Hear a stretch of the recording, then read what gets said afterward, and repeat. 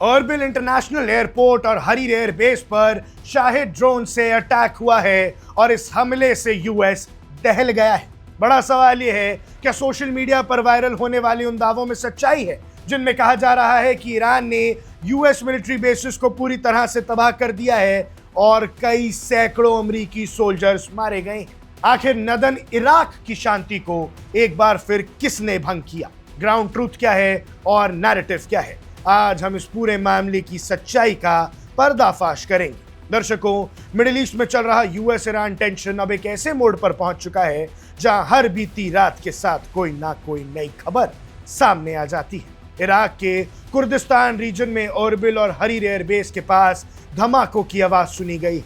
Air defence system activation और sky में flashes का वीडियो वायरल हो रहा है, लेकिन इस धुएं के पीछे सच क्या है? दर्शकों, आइए डिटेल में समझते हैं। खबर आती है नदन इराक के कुर्दिस्तान रीजन से। रात को अंधेरे में अर्बिल इंटरनेशनल एयरपोर्ट और उसके पास स्थित हरीर एयर बेस के आसपास तेज धमाकों की आवाज सुनाई गई। ये दोनों लोकेशंस यूएस लेड कोalition फोर्सेस के लिए एक स्ट्रैटेजिक वांटेज पॉइंट्स है, जहां आईएसआईएस के खिलाफ चल रहे मिशन के तहत अमेरिकन ट्रूप्स डिप्लॉयड हैं। सोशल मीडिया पर दावा किया गया कि ईरान बैक फैक्शंस या इस्लामिक रेजिस्टेंस इन इराक ने एक बार फिर Shahid style one way attack drones का इस्तेमाल करके इन बेसिस को टारगेट किया है। वीडियोस में आसमान में रोशनी के फ्लैशेस हैं, धुएं का गुबार है और सीराम एयर डिफेंस सिस्टम को इनकमिंग थ्रेट्स को एंगेज करते हुए देखा जा सकता है। लेकिन यहाँ सबसे जरूरी बात यह है कि ये प्राइमरी रिपोर्ट्स के मुताबिक एयर डिफेंस सिस्टम्स ने इन इनकमिंग ड्रोन्स को आसमान में इंटरसेप्ट करने की कोशिश की,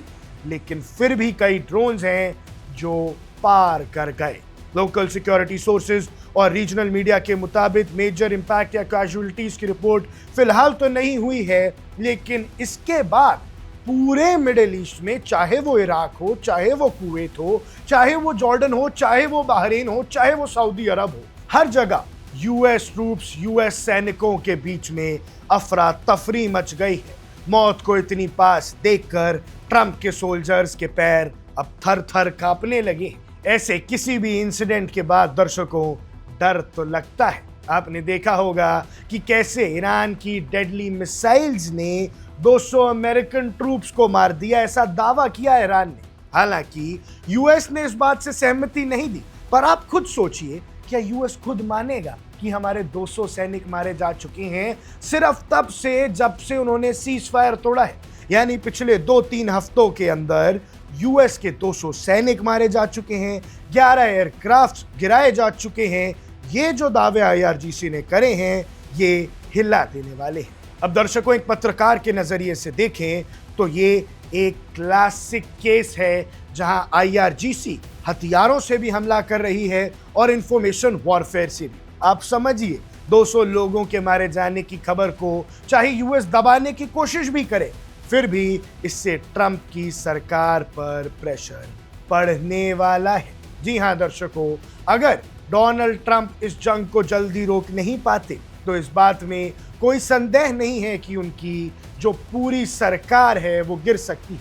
पिछले कई इंसिडेंट्स में 5 से 6 एक्सप्लोसिव लीड एंड ड्रोन्स को एयर स्ट्रिप तक पहुंचने से पहले हवा में तबाह कर दिया गया था, लेकिन इस बार ऐसा नहीं हुआ। दर्शकों, 200 ट्रूप्स का मरना एक ऐसा इवेंट होता है जो वर्ल्ड वाइड इमरजेंसी और direct US counter war trigger कर सकता है, पर अमेरिका मानेगा ही नहीं ना कि हमारे 200 लोग मर गए। इसी वजह से वो सच को छुपा रहा है। जी हां दर्शकों, अब एक बार आप समझिए कि एरबिल और हरीर बेसिस को टारगेट क्यों किया। आखिर हर बार एरबिल और हरीर बेसिस में ऐसा क्या है?